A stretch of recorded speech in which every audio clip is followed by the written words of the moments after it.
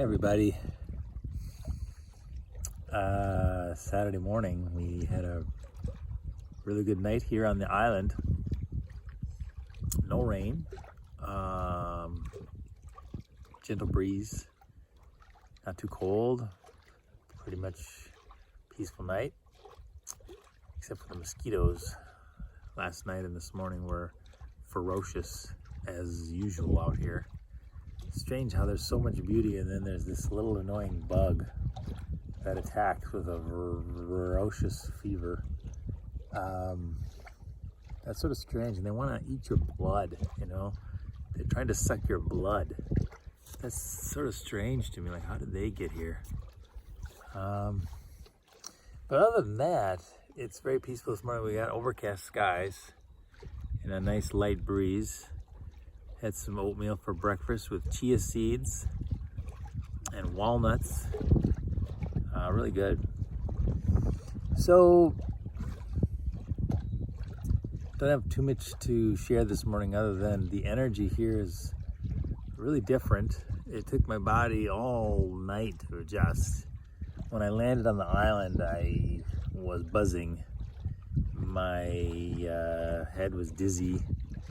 And it was a little bit crazy, actually. It kind of freaked me out. Probably there's an adjustment the nervous system has to go through from city life to traffic and congestion and EMFs and all the noise, and then suddenly you're boom dropped onto a big chunk of granite with trees everywhere and a big old lake surrounding you. It definitely took me about maybe 12-15 hours, it seems, to adjust. But feeling a lot better this morning, feeling more calm, more peaceful. Seems like we got rid of something last night. Waking up every couple hours. That's how it usually goes on the first night in the wilderness, anyway, for me.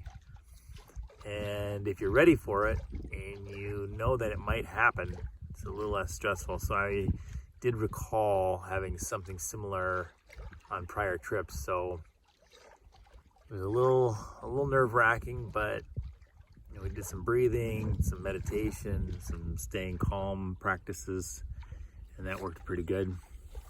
So today the plan is just to paddle around and explore.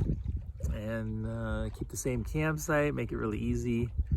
And then tomorrow I'm gonna head out early to go hike a trail nearby.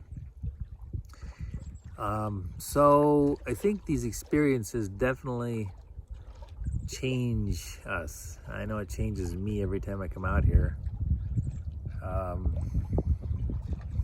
not sure how or what it actually does, but it appears that it's affecting my cells and my nervous system, and that seems real. Like I feel it, but I don't really have a good explanation for what's really going on, other than a lot of folks seem to say it's a valuable experience. So here I am trying it out.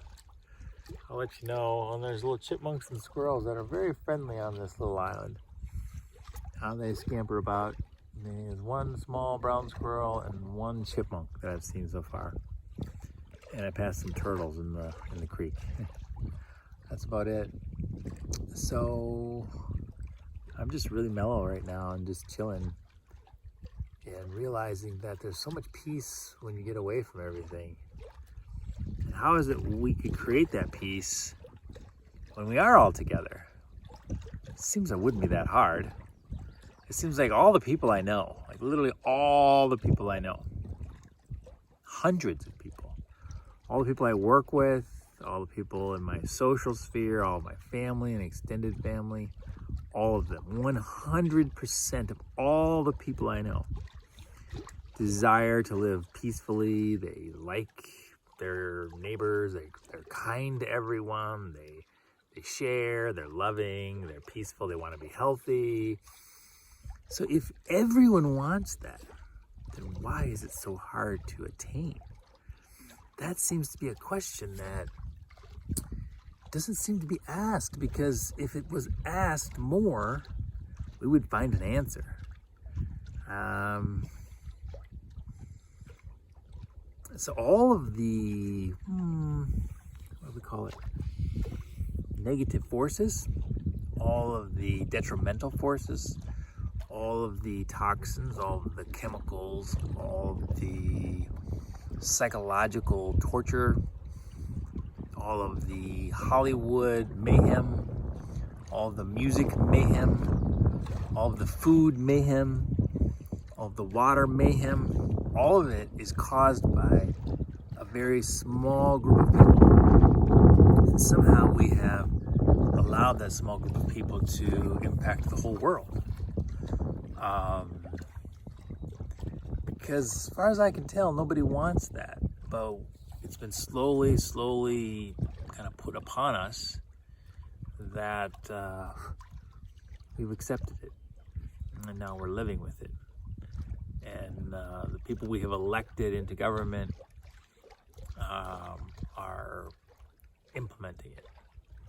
So it seems if we could band together in a more unified way, and if we could, as a people, decide we wanted peace, love, joy, harmony, health, strength, happiness, and anything that disagreed with that philosophy,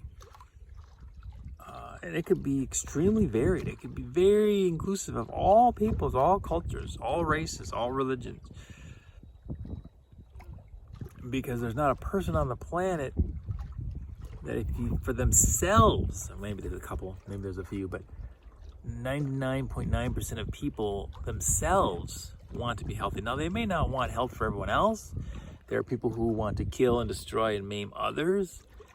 But there's very few who, obviously there's some, but very, very few. So if everyone wants to be healthy for themselves, then if we lived in a way that didn't produce anything that would cause unhealthiness, regardless of how much money it made for the people creating it.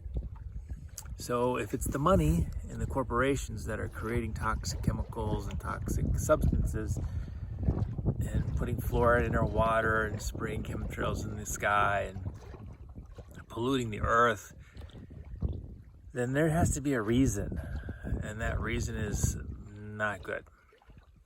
So if we can figure out what that reason is and we can put an end to it, we could actually live in peace and harmony, kind of like how it feels to be out here where there's no one destroying anything. And it's just nature, and it's peaceful. So we can get together with all the people, and if the people could all decide and agree on, let's all live healthy lives, and if something is going to be a detriment to our health, let's not do it.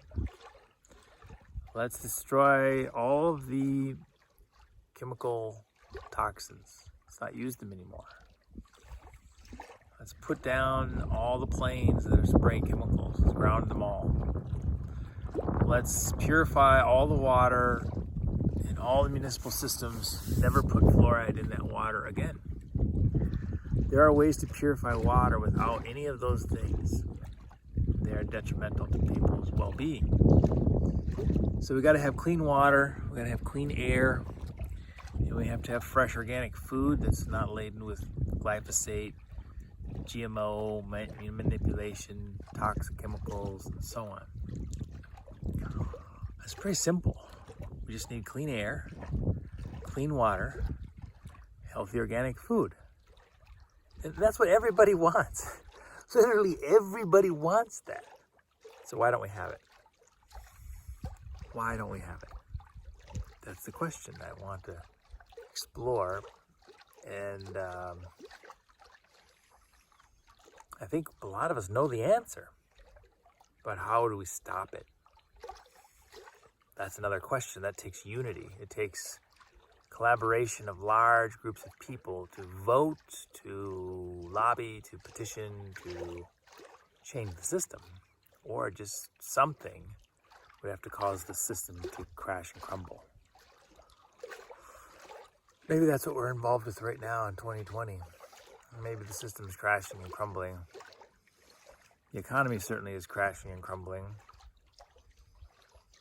But what's going to cause those large corporations to be overturned? What's going to cause the large government structures to be changed? I don't have an answer for that. And if we could destroy the 13 families, apparently it's 13, that run the shadow governments, the secret societies that control the governments and the corporations, if somehow they could be disbanded, that might help get things started. So there's a lot of people who want a new earth, who want to bring heaven down to earth, who want clean air, clean water, fresh organic food. And it's really all it would take, those three things, and then we cooperate on everything else. That's pretty much all we need. Close all the toxic factories, close everything down, and just start from scratch. Shut down all the big agriculture, shut down all the GMO corn, all the GMO soybeans, all the glyphosated wheat products. Shut them all down.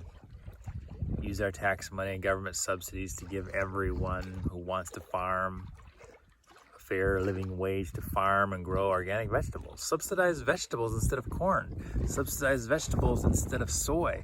Subsidize vegetables instead of wheat. Lots of people aren't eating that stuff anymore anyway. So we are slowly getting there. More people can choose to lobby and request and petition and ask and take action for clean air, clean water, and healthy organic food. That's it. We just started there. We could change the world. Obviously, there's the mental state, the psychological state, the spiritual state of our minds. And maybe that's where we have to start. So we have the capacity, the motivation to take action. Well, I think I've rambled on long enough for today. These are things you ponder when you're out here by yourself. You ponder, why is the world the way it is? It's not possible. We could have gotten ourselves into such a destructive state, because I come out here and it's so perfect. Except for the mosquitoes, it's pretty much perfect. Every now and then a biting fly. But literally, that's it. That's just a little nuance in nature, a little nuisance in nature. But people, man, people can create some horrible destruction. So we've got to expose that destructive force. We've got to be the light, be the positive, be the joy, be the harmony. And then we all speak up, we all share, we all collaborate, and we can find a better way.